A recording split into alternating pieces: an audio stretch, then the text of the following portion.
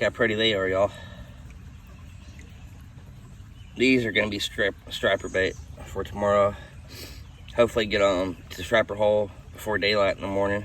My nephew's at another pond catching bigger ones. I wanted something about this size, but we can use the other ones as cut bait. But yeah, I'm gonna try to catch about a dozen or so right here. Hopefully I can keep these alive till in the morning. It's awesome striper bait right there, y'all. Get back to you. Unfortunately, I think all the fish died last night. I threw some ice in there, keep them fresh. Hell, maybe they're just kind of stunned right now. Maybe they'll wake up. Either way, I'll use them as cut bait. And unfortunately, my little nephew stood me up like they promised they wouldn't, you know. So, they made me late trying to get them up. It's almost daylight now. I'm running extremely late. I got a long drive. But we'll still be all right if we're the first persons in the hole. But we'll still have a good time regardless. But I want to show y'all this particular hole so bad. You won't believe how beautiful it is. The amount of big fish are up in there. So I'll get back to y'all when probably about an hour before I get to the river. I'll get back to y'all. Thanks for watching. Check it out, y'all. There's one of the mounds, Etowah Indian mounds. I'm still trying to find a place to lock. I'm way late, man. This pisses me off. But I'm trying to find the closest place to launch to get to my hole. But I just drove by the mounds. Thought y'all. I'm gonna go by them on the river too when I eventually find where to launch. But look at that big ass mound, y'all. That's pretty, man. If you've never seen it, if you live in the area, never seen these up close, you gotta tour these mounds. This was once a huge Cherokee Indian village. It's awesome. All right, y'all. I'm not gonna be the first one at my hole now, so I'm gonna take my time. But I don't know when they're gonna be generating either. I gotta call and see.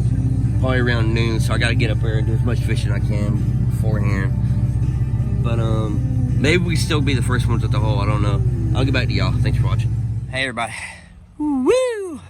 Man, I have come a long way since that last gravel bar. I made it to the Etowah Indian Mounds over there. Here's another fish weir. I just came past it. But I seen one other person. Happened to be the guy that parked right beside me down at the bridge, an older guy. He said he made it as far as here and he couldn't make it to this current right here. But wow, imagine all the artifacts are laying out there. I'm not gonna poke around out there. The mounds are right here. But oh, that's Pumpkin Vine Creek over there, y'all. That's tributary runs in right here. That's one of my favorite streams in the world.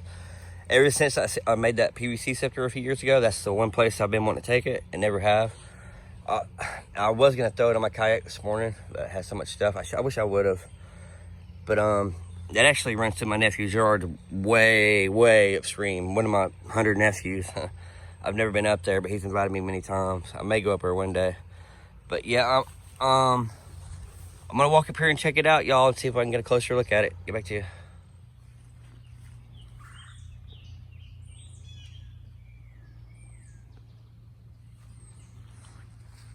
Blue herring right there. See him?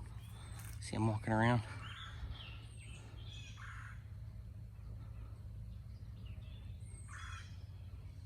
He's just strutting around by the mounds, y'all. These iPhones are overrated. The camera kind of sucks on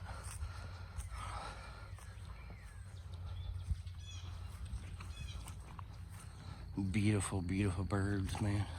Oh, there's some other critters running around over there. What are the squirrels? Okay. You can't really see them over there, that blue heron. Just strutting around. Here we go, y'all. Look, check it out. It's the mounds. These are the Etowah Indian mounds, y'all. Right on the Etowah River. Imagine the paradise that was once here. I've never accessed it from the river before. This is pretty cool. You wanna walk around for a minute? Check it out. Beautimous, y'all, beautimous. This is awesome. There's an excellent museum over there. I don't know if you have to pay admission to walk up through here to access them from that side by the museum. I ain't got to pay admission for the museum, but look at these giant mounds, y'all. Look at the effort that went into these bad boys back in the day. Cherokee had a paradise here, y'all. A paradise. And by the way, they reintroduced sturgeon to the river also. I've never seen one in my life. But back in the native days, there was abundance of sturgeon. I've never seen one. If you catch one, you're supposed to immediately release them. You're not going to catch any big ones, I promise you that. But let's check this one out. This is Mound B, Structure 3.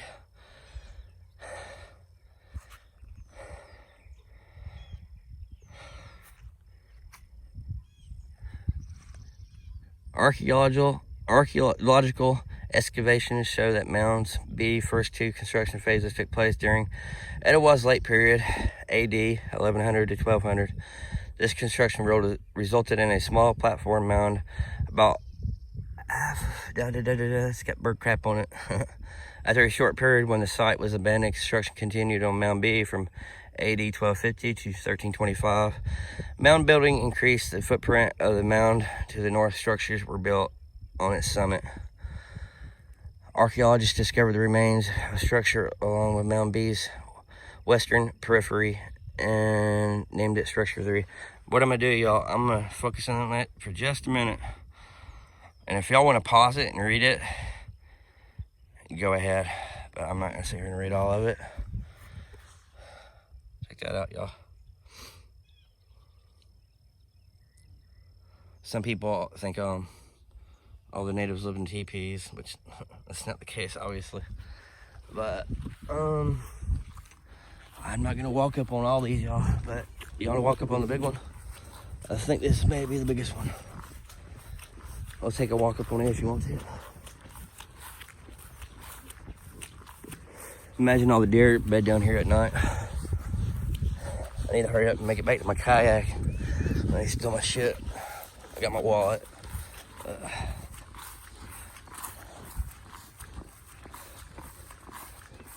My niece lives up this way. She's never been to the mountains.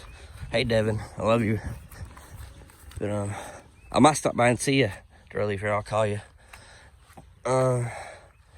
This is Mound A, symbol of a chiefdom. I guess that's the you see it? When they excavated it, I don't know.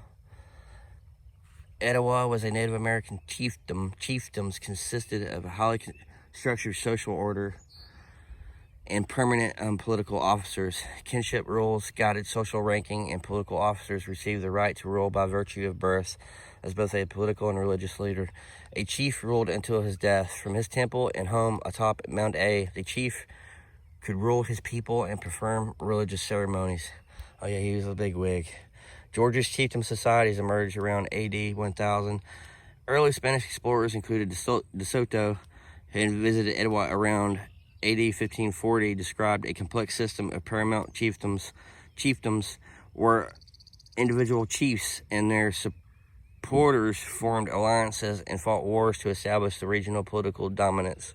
Mound A temple mound, stands about 65 feet high. A broad ramp projects from its eastern side, and a smaller terrace is attached to the south.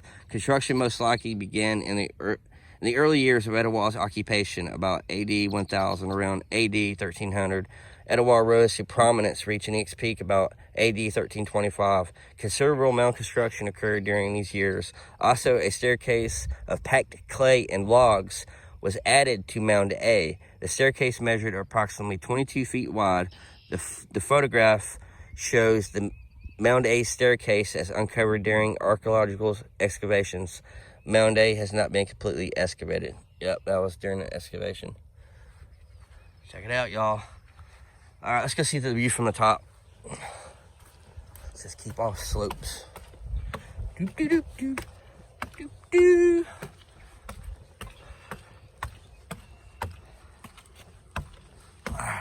Hurry up, Buck. Hurry up.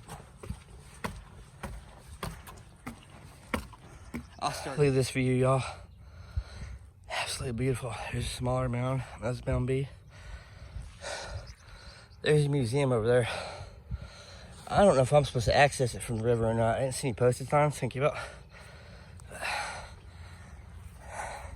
They'll just have to run me off. Wow, this is beautiful, y'all. Absolutely beautiful. This was paradise. Smokestacks in the distance. That's all it is. Etowah's past and present and future. Based on archaeological findings, early written descriptions, and their imagination, many artists have sketched their view of Etowah.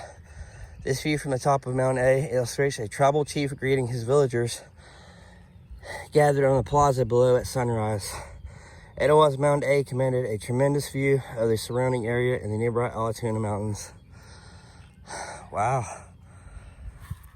Etowah's chief had the power to make war or peace. He distributed stored food to his people from the public granary in times of need or famine, and could solicit tribute from outlying villages. He also controlled the Etowah River Valley, was once filled with small farmsteads. The chief lived with his family on the mound in a large house made from wattle, interwoven twigs and branches, and daub, clay-based plaster. Check that out, y'all. That's what it looked like back in the day. I'm not gonna read all that either. If y'all wanna pause it and zoom in and read it, go ahead. I'm not gonna read all of it. But that reminds me of the, I just watched Apocalypto the other day, the movie Mel Gibson directed about the Mayan Empire. That kind of reminds me of that. Awesome movie if you hadn't seen it. I don't really like movies with subtitles that much, but that's well worth watching. Probably the best action movie I've ever seen. Awesome movie. Yeah, I reckon that would be Mounds. Wow, y'all. Did it not say that these have not been fully excavated? So, I don't know if we're walking burial sites or what, but freaking awesome, man. That's what it looks like off the backside. I'm gonna get back on the river. Somebody steals my yak.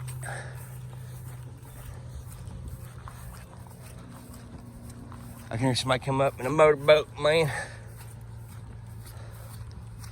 Don't steal my yak, yo. Let me see some deer over here.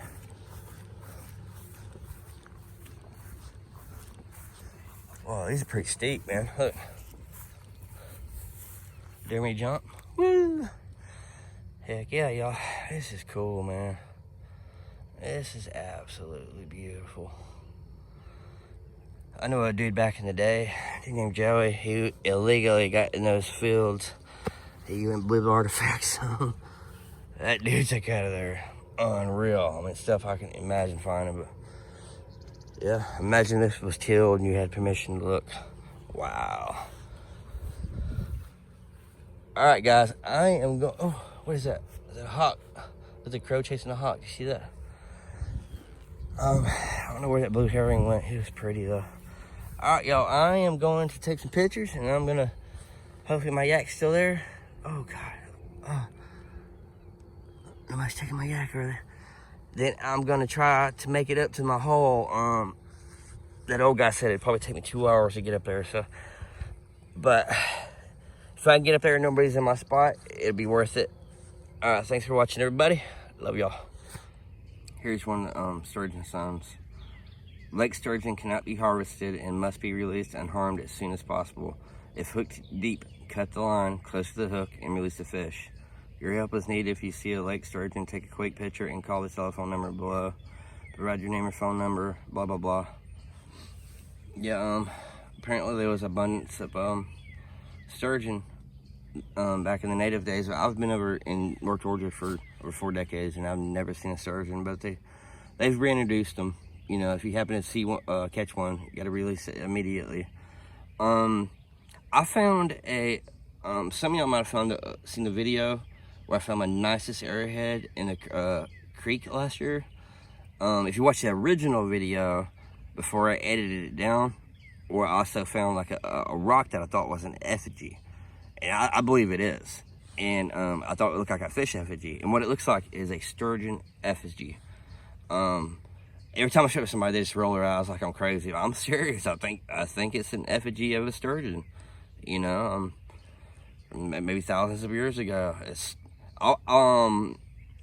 When I edit this video, I'll include a picture at the end of it. Maybe like right after I include a picture of this. Y'all see. I'm serious. I think it's a fish effigy. No swimming due to rapid rise of current from hydroelectric plant. When they start generating, it rises really fast. But I just called and they're not generating today. Thank goodness, so I ain't got to worry about that.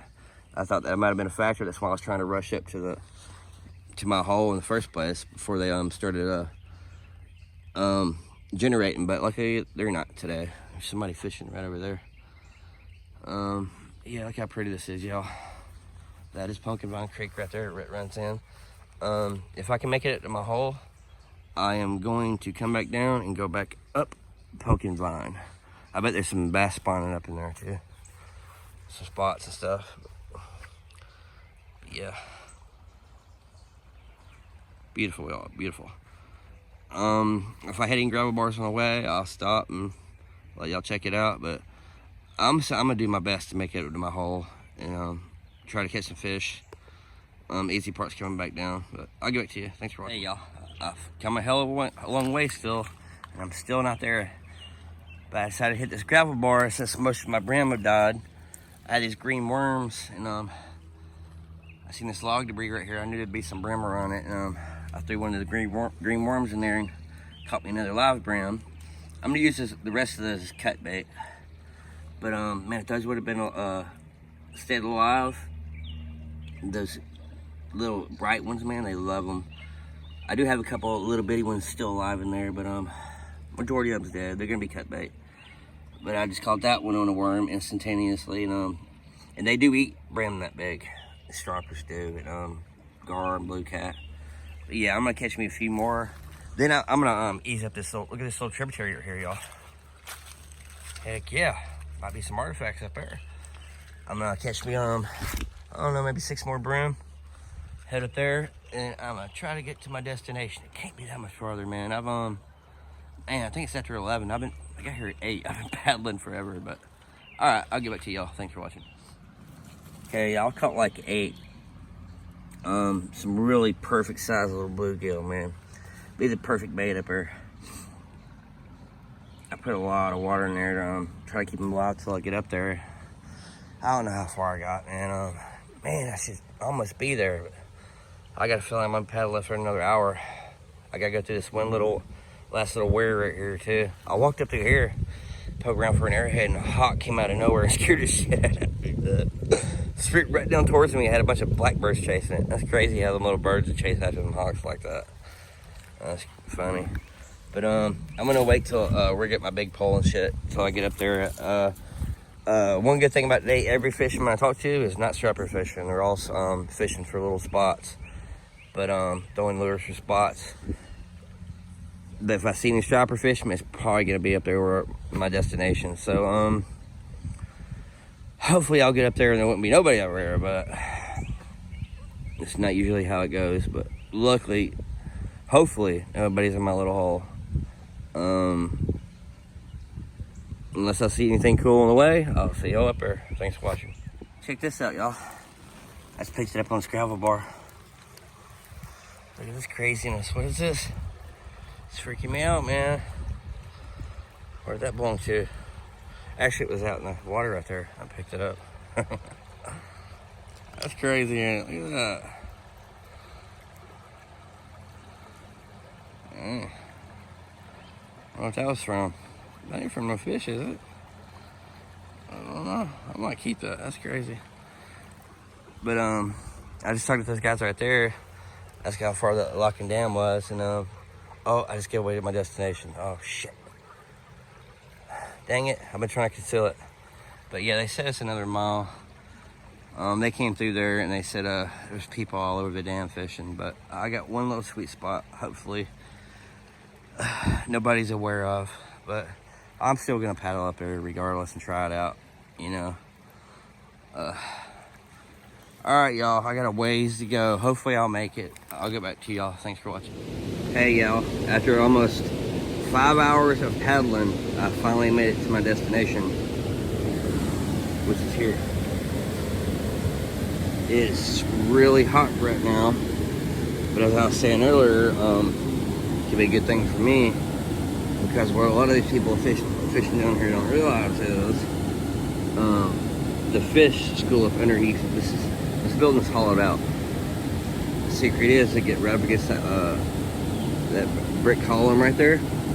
You wait out there, get up right up against it, and fish with whole bluegill or brim or whatever, no weight. Go right up against the wall and let the current suck your bait up underneath there. My brother didn't believe me the first time I brought him up here. His first cast, he caught a 6-pound spot. His second cast, he caught a 25-pound striper. But like 5 people left. I've been here about 10 minutes. About 5 people left. There's 3 people sitting over here on the dam, and I really don't want to give away my location, but I'm anxious to catch the fish. You know, it's the heat of the day, but this little pole right here underneath it, that's where the fish are, I'm telling you. And I've never used this giant pole before. My niece gave me this over a year ago, and I meant to change the line yesterday. I don't even know what pound test is on there, but I ain't really got the right hooks I need. But I should have changed it out. I got a brand new spool of 20-pound test in my bag, I think. So it's gonna break my heart when it ends up snapping the line. I hope not. But I'm gonna finish my cigarette and give it a shot. These people over here staring at me. I think they're. I don't want to give away my location, but yeah, I'm dying to catch a fish. But what I'm gonna do is I'm gonna set my phone on my bag and try to get it on. Try to get video of it. That GoPro is all messed up. I can't even. On the way back down the river, I might attach my phone. I might use the harness and attach my phone to my chest so I can videotape on the way down. But they said they wouldn't generate it today. What's weird is there's gravel bars that should be out there and they're not. So maybe the water level is just a little high. But what we used to do is wade across here. Wade across to that building. And man, it looks pretty deep. Man, I think I can get out there up against that building without getting swept away. I'm gonna try. But yeah, I'm gonna put my life jacket on before I do. So whenever I get ready to do that, I'm gonna set my phone down and start filming. Thanks for watching. This guy just hit a gar. The gar was about 4 foot long.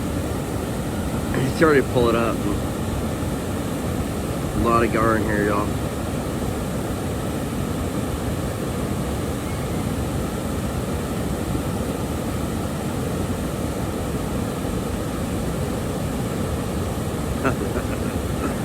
Them gar are fun to catch, man. I've caught them down here, and they've came out of the water like a swordfish. Pretty fun to catch. I'm sure he's gonna cut his line.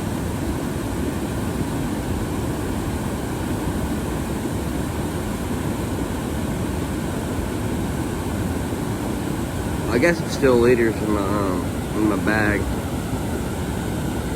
I might tie one on later if I start getting line snapped. I don't know if it's gonna attempt to pull it up or see it for a second.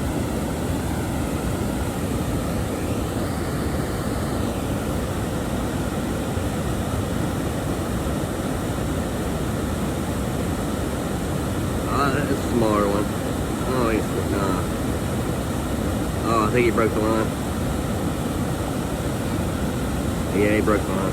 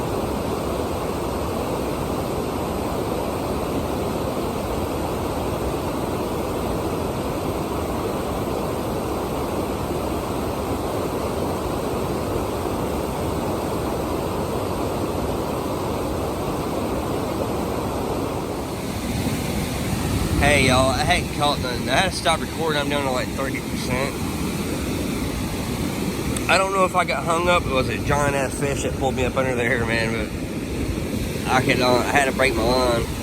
But you see where I was standing right here, right?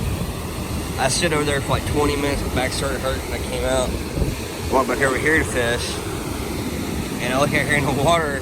Right where I was standing, there's a 6-foot gar right there, going back and forth right there.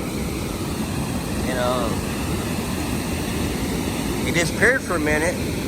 I casted out my line again. Oh, he was right here. I think what I'm gonna do, it's so hot, it's the heat of the day right now.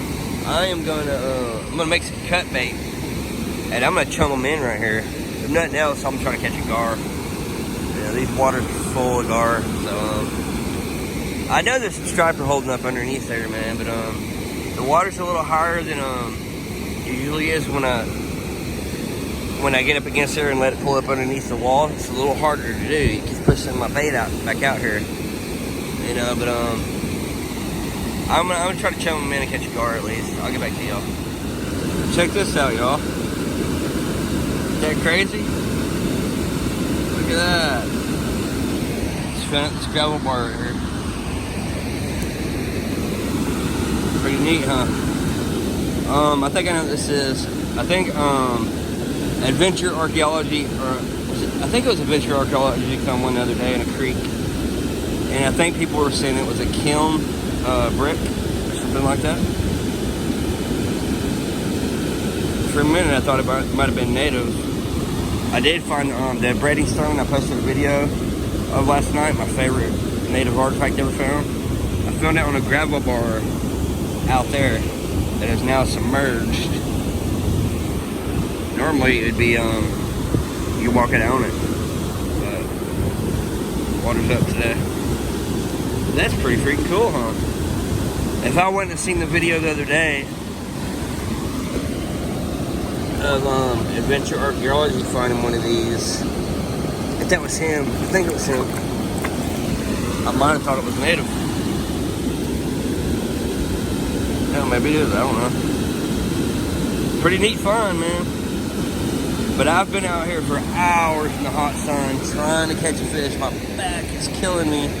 I'm about, there's only a few fish left alive, my bait. I'm gonna let them all go. I'm gonna feed the fish. I'm gonna head back downriver. It sucks, I paddled almost 5 hours up here. I'm so excited about this hole. I've seen so many big fish come out of this hole. But shit, I think it's around 2:30, 3 o'clock right now. So it's not gonna take me as long to get back downstream, but I want to hit Pumpkin Vine and go back up it and look for artifacts. And those bottles I see in the river, I'm curious about those. I'm gonna dive down and get those too. See if they're old Cokes. They look like a straight side Coke. But yeah, I might rig up and throw some lures along the way. But that's pretty wild, and that's pretty damn neat, man. I never found a stone like that. Pretty freaking cool, man. Especially finding it right next to where I found my nicest artifact, my braiding stone. Pretty wild, man. Pretty wild. It's got a little ridge on the side of it too. Shit, I wonder if that is native. It's probably some kind of kiln brick, like people were saying on YouTube. I don't know.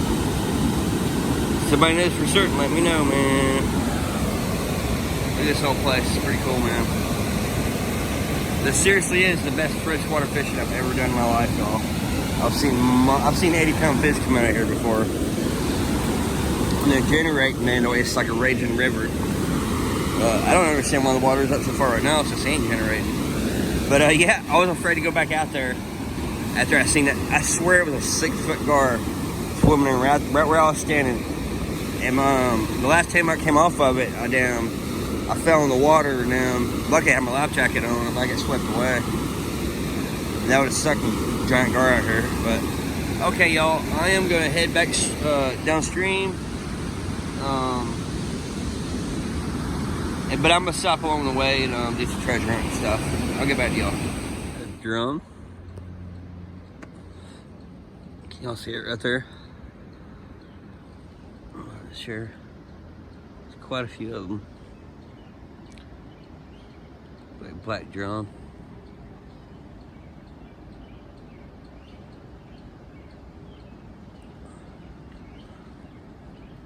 I thought about trying to snag them on my little lure, but that wouldn't be right. I don't want to do that. I don't want to do that.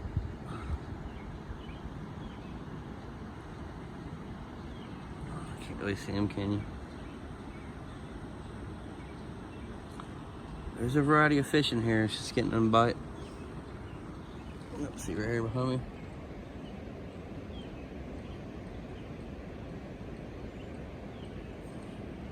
It's a good old mason jar, y'all.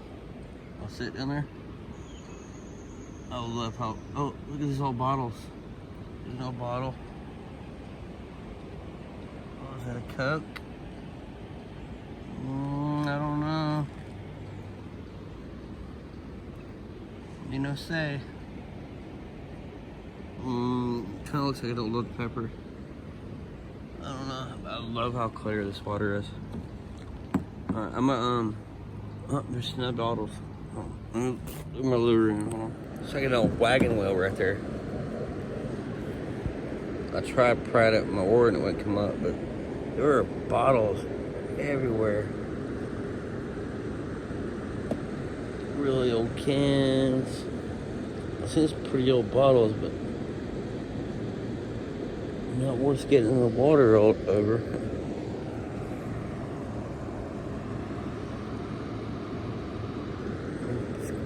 Could have been an old river crossing one time. I don't know. I don't know. I love how clear the water was. Clear the water is, though. That's pretty cool. Get back to you. He thinks I can't see him, but I can. What's up, buddy? Trying to hide under a log. All turtles everywhere. Turtles galore. Man, this is Bottle Haven right here. Bottle Haven. Alright, I'm gonna get on down the stream. Get back to y'all.